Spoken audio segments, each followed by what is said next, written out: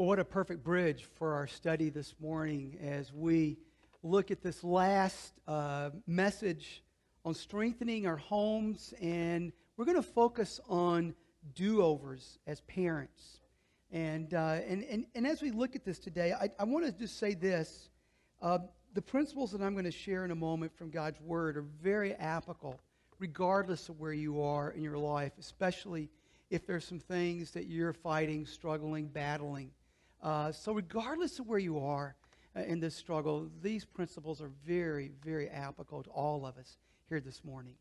About 3 weeks ago, we invited you to actually fill out a parenting survey that would respond to some questions about parenting do-overs. I'll share some results in a second, but I want to thank all of you who did.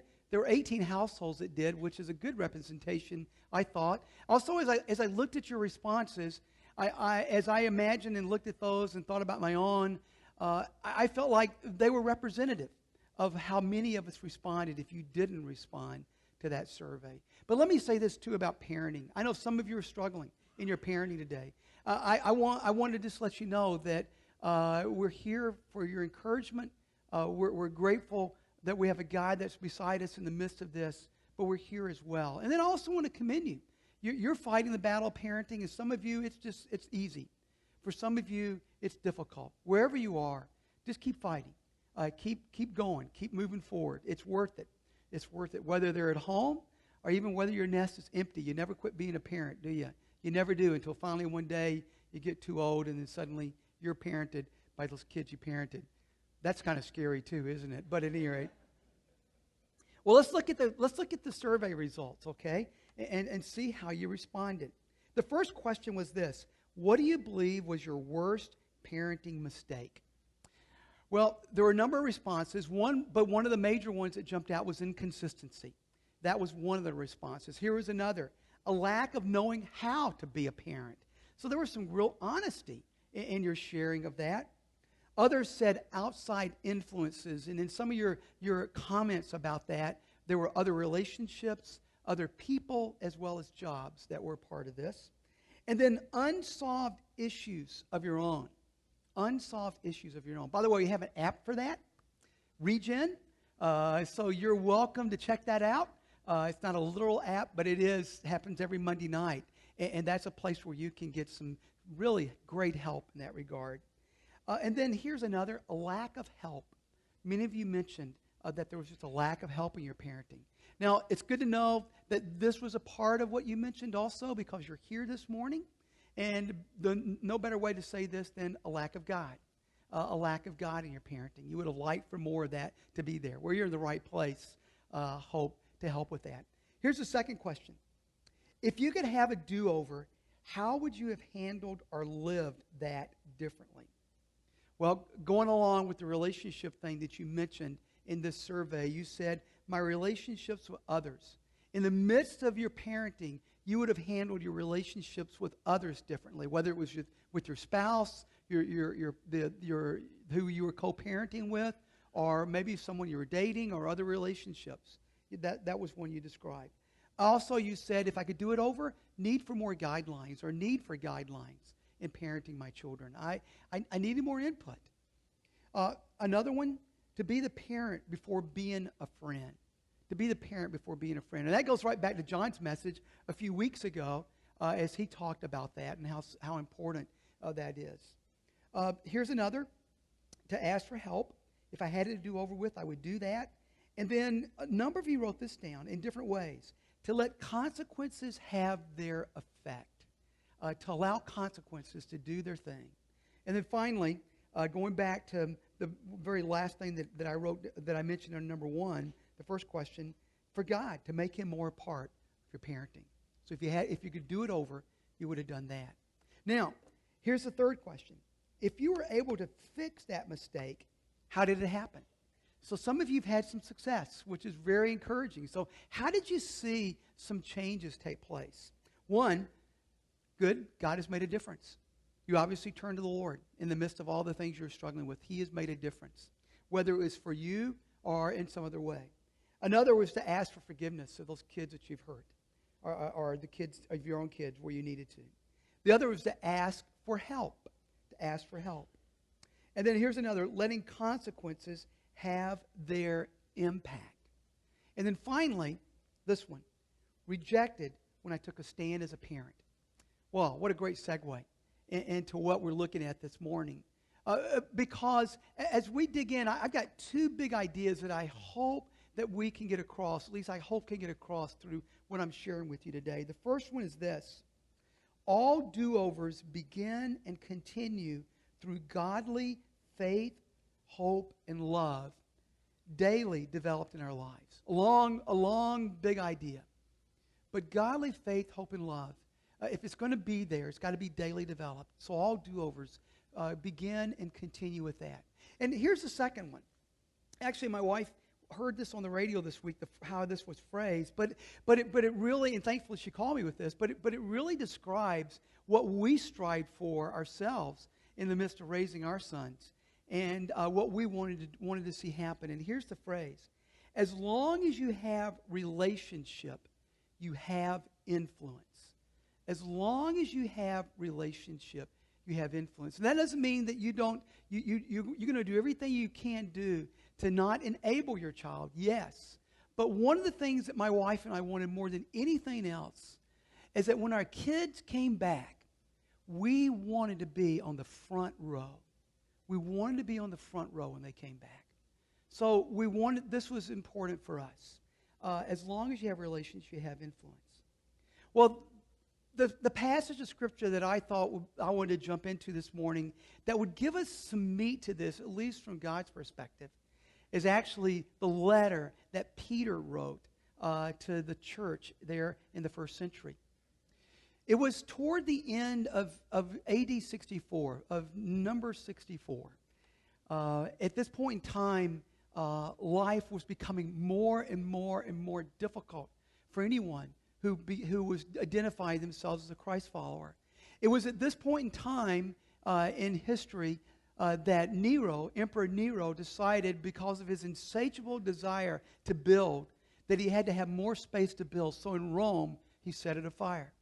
And he burned Rome. But he had to have a scapegoat. Who did he turn to? It was the Christian. And so throughout most of the Roman Empire, anyone who identified themselves as a Christ follower became basically a target for persecution. Peter wrote this letter in light of that. Now, it's interesting also to note that within a couple years after 1 Peter, another tidbit here, he actually wrote 2 Peter.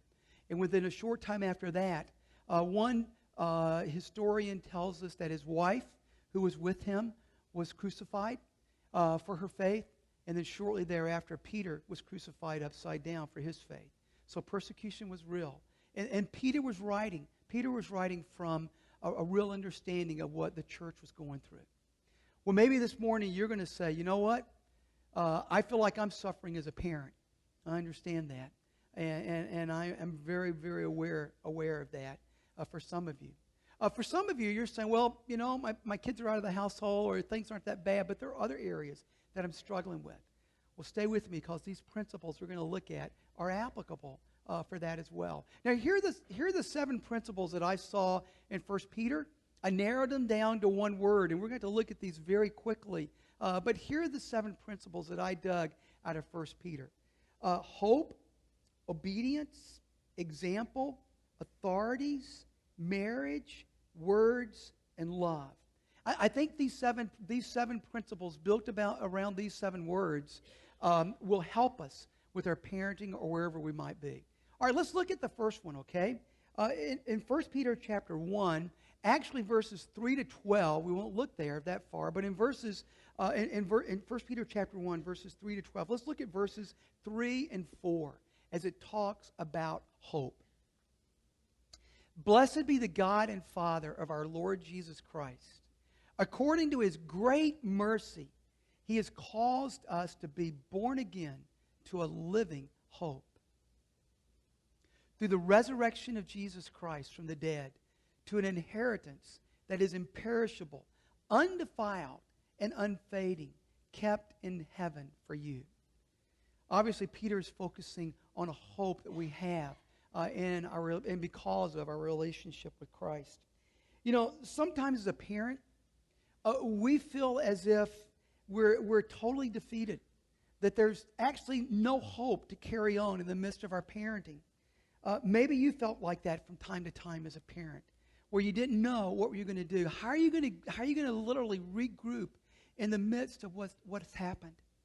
You know, I remember as a 7th grade parent trying to fight a battle with my son at a 7th grade Parkside Junior High basketball game.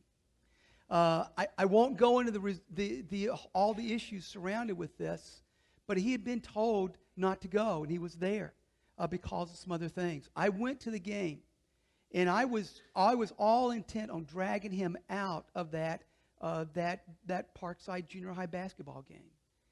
And yet as I got there, in the midst of this battle, I realized, you know what? This is not a battle I'm going to win. It was not a battle worth fighting at that moment, in the midst of a crowd of people, in the midst of him surrounded by his friends. As I left that Parkside Junior High basketball game, very, very defeated and very discouraged, I knew as I went home that there would be another opportunity. But you know what? I had to regroup. I had to regroup. And the only thing that I had at that moment to regroup from was my relationship with the Lord, to find hope in Him. Sometimes that's all we have. That's all we can regroup from. Now, here's another thing to keep in mind, because Peter says in this that you have an inheritance that is imperishable, undefiled, and unfading. Now, I understand when he says this that he's pointing toward a hope that we may not experience completely now, but it is a hope that is awaiting for us. And sometimes we may say it's not soon enough, but it will be there. And that's where you have to find your grounding, at least initially. One other thing, too, as I realize over the years, is that the testing of your faith as a parent is something that you need to understand, especially from a trying child. You're not alone. One, you're not alone with the Lord, but others are also experiencing some of that same kind of testing. I would say, if we had a show of hands this morning, there'd be many of you in here who would say, I've had some hard times with my kid. And you're not alone in the midst of the hard times you're facing. All right, so hope is one of the first principles that you have to turn to. Here's the second one, obedience. From 1 Peter chapter 1, 13 to 25. But I want to look just at verses 13 and then jump to 22 and 23. Verse 13. Therefore, preparing your minds for action and being sober-minded, set your hope fully on the grace that will be brought to you at the revelation of Jesus Christ. Having purified your souls by your obedience to the truth for sincere brotherly love, love one another earnestly from a pure heart,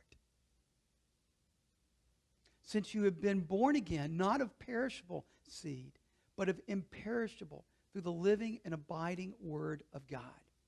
All right, now my focus on this really is not only the hope that we have, but also having purified yourselves by your obedience to the truth that is described here in this passage. Now, we could preach a message just on this and nothing else, but I've got to go back to one of our big ideas, and it's this, that daily pursuing godly faith, hope, and love through your relationship with Jesus will prepare your mind for action when times are the hardest. You may experience some of these with your child. Holes in walls, doors kicked in, times where you heard foul language toward you that no parent should ever hear. Maybe you've experienced and had some of that. If you have not spent that time with God beforehand, it is going to be very difficult not to be just like your child and to respond just like your child. You're going to need a strength greater than yourself to face those kind of times. So that's the obedience that I'm talking about.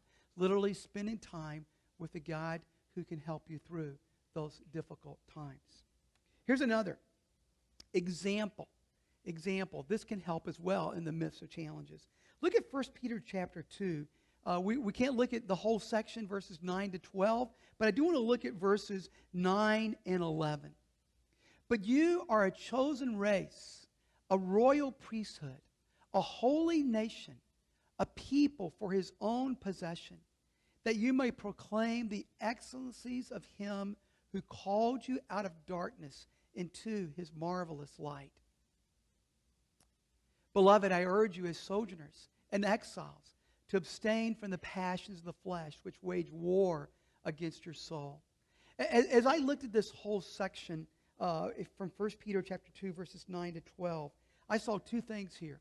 One is an outward example, and the other is an inward example. At least that's how I phrased it.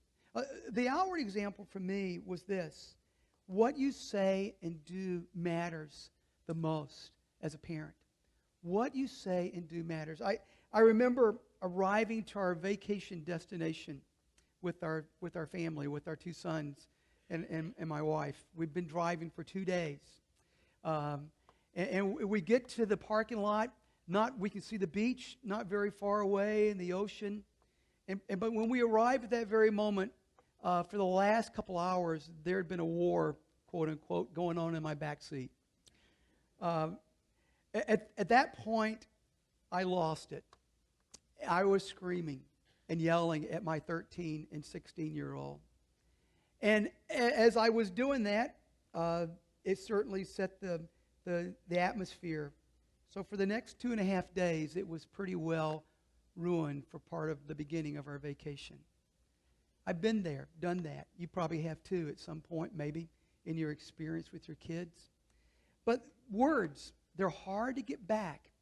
You know, I'm pretty sure my kids remember that experience. They may have forgotten a lot of other things, but I'm sure they remember that. Here's another thing.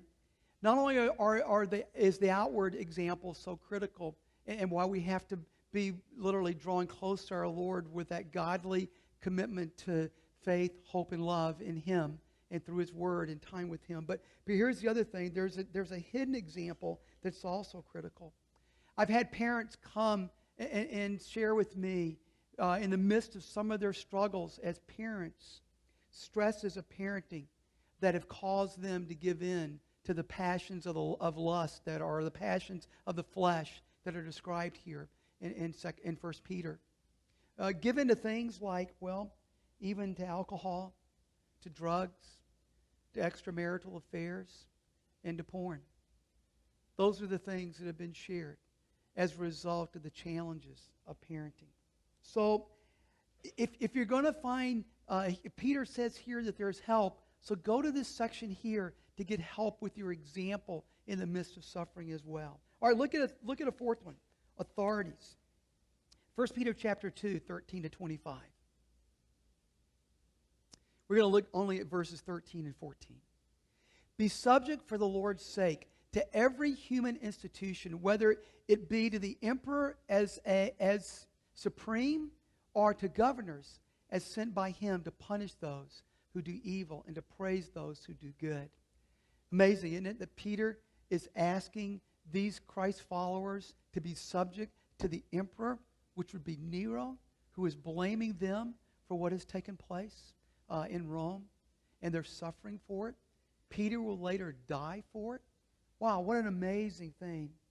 You know, too often, especially with teenagers, there's an issue with authority. There's an issue with authority. Most often it begins as a rejection of yours, and that's a battle. And then it begins to show itself, unfortunately, in the breaking of laws of the city or the state.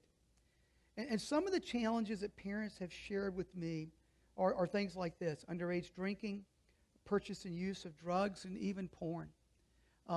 Those are challenges that you as parents have shared. And sometimes, unfortunately, this is what has to happen. We may even have to turn to the authorities to help our child. Well, let me say this. If today you're here and this is your next step, recognize the cost of doing this and not doing this. There's two costs. One of doing it, and also the cost of not doing it. Once your child is in the government system, it's costly on all levels. It really is. But if you keep them out now, they may suffer much more later as well as you. If you keep them out now, they may suffer much more later as well as you. If you're at that point with your child, talk to us. We want to support you. We want to help you through these dark days. Here's another thought, though. I think Peter makes it clear in this passage that if compassion is needed, give it. But if consequences are needed, allow them. If compassion is needed, give it. But if consequences are needed, allow them. All right, authorities. Then let's look at this. Let's look at the fifth one here, marriage. 1 Peter chapter 3, verses 1 to 7. Only 2 verses here from this section. Verse 1. Likewise, wives, be subject to your own husbands, so that even as some do not obey the word, they may be won without a word by the conduct of their wives. And then the husbands. Likewise, husbands, live with your wives in an understanding way, showing honor to the woman as the weaker vessel. You know, when I look at this, and I go back to our survey, many of you mentioned the negative impact of adult relationships on you in the midst of having challenges with children. And so I don't know whether it was another spouse or whether it could have been a coworker, it could have been someone else in your family. But again, that's an incredible challenge that is faced in the midst of this and where there's help needed. But let me just encourage you as a couple, especially a married couple, get healthy. Do everything you can to get healthy as a husband and a wife, whether you have children who are infants and toddlers now, or in elementary school or high school, or they're gone. Do everything you can to get healthy. We have some resources here that we can share with you and point you in some positive ways. We have some good counseling sources that we can point you to as well. But get healthy in that area. You know, I have found over the years that if your relationship isn't strong, you're going to have a great amount of difficulty in facing the difficulties that comes with parents. I'm so grateful that my wife and I, our relationship was strong in the midst of our challenges with our kids. If it hadn't been, I don't know how we'd have survived, to be honest with you, if that hadn't have been the case. All right, here's another. Words. We'll move quickly here as we finish this up. 1 Peter chapter 3, verses 8 to 18. Let's look at one of the verses here. In particular, verse 10. Whoever desires to love life and see good days, let him keep his tongue from evil and his lips from speaking deceit. I've shared a little bit about this already in that example, speaking of words, and something I've already said about it. But the reason this was important to me and wanted to bring it to you was because from 1 Peter chapter 3, 8-18 is a great place to evaluate your words, how you're doing with your words, what you're saying about your words. As you look at all of these verses in this passage, are you of the same mind? Because it talks about that in this passage with your words. Or are you showing sympathy? Are you expressing brotherly love? Not just a marital type love, but that kind of love where you're walking side by side and sharing that friendship kind of love. Are you showing a tender heart and a humble mind with those that you're co-parenting with, but also in relation to those that you're trying to parent as well? As I think about this, I think of times where I would often be the one, especially with my youngest son, to find out the latest challenge. I would be called or notified, and I was the one who would get that information. And I would often have 2 or 3 hours to process that, to work through it, to deal with it, to handle it, to somehow kind of get back to what you might say is an equilibrium within my own psyche, trying to figure this out. Had time to pray about it and think through what I was going to do. But then I would have to go and share it with my wife, with Helen. And as I thought about the words that I would share, I look back in hindsight and think, there were times where I was impatient with her because I'd already had time to process it.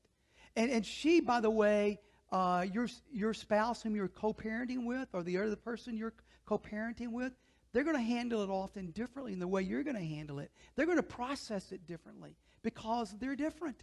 So you got to give them the opportunity to do that. So that was one of the things that I know I learned and thought of about words here, and one of that would be actually one of my do-overs.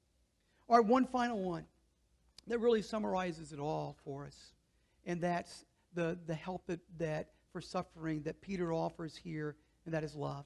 Look at, if you would, 1 Peter chapter 4, 7 to 11, but only verse 8. Above all, keep loving one another earnestly, since love covers a multitude of sins. As I reflected on this particular verse, I thought of three things that really jumped out at me. Love does not include enabling.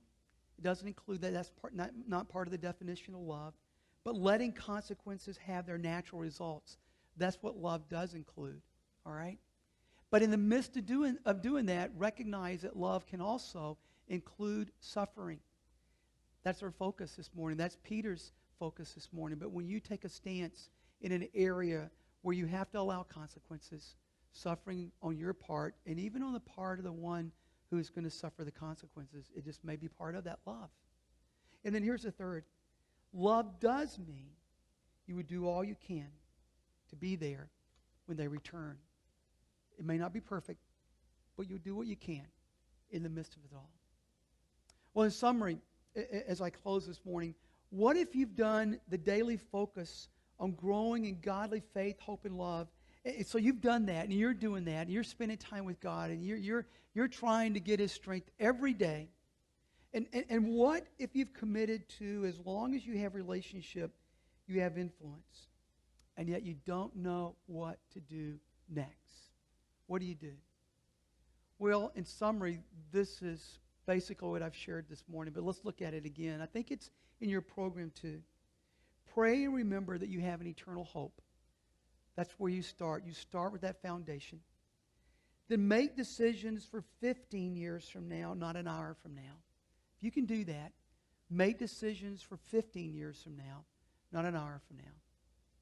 Sometimes I understand you got to make the one for the hour too, but think it through.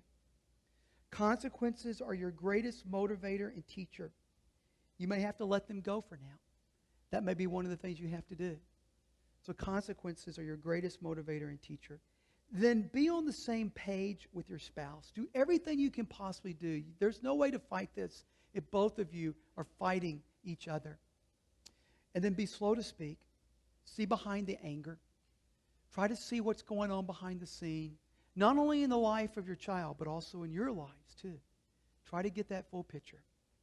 And then also, let love cover a multitude of sins. Your desire, as I've said earlier, is to be on the front row when they return. I'm not saying enabling, but I am saying there's going to be a time where you're going to have to forgive some of those things, and you need to forgive those. You know, a few months ago, when our youngest son was in transition with another challenge in his life, he took some time to go through with another man to help him through the Steps to Freedom by Neil Anderson, a great tool that can help you to evaluate where you are. His apartment had become a horrible place to him. Before that, full of bad experiences and bad memories. But after going through that time to reevaluate and to release a lot of the stuff that he was fighting and dealing with and working through some areas and just getting refocused, his apartment became actually a place of healing and renewal. And in light of what was going on in his life for the next 2 months, that's where he was.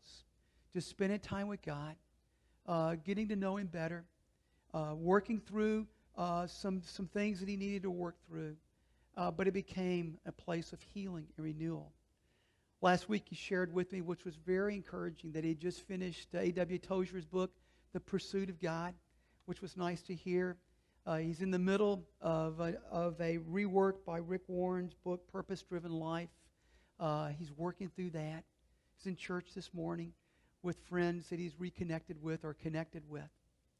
I share with you that victory story because you remember this was the child that we started dealing with as a junior hire with a battle in the Parkside Junior High basketball game. It's been years through this journey. So I share with you the length of that. He's 35 today. It's been years. But God is at work. There is hope. There is encouragement. there is strong possibility that when you follow these things that Peter talks about here, that God can do a work even greater than you imagine. That's a hope that's there. I don't say it's a promise, but I say it's a hope.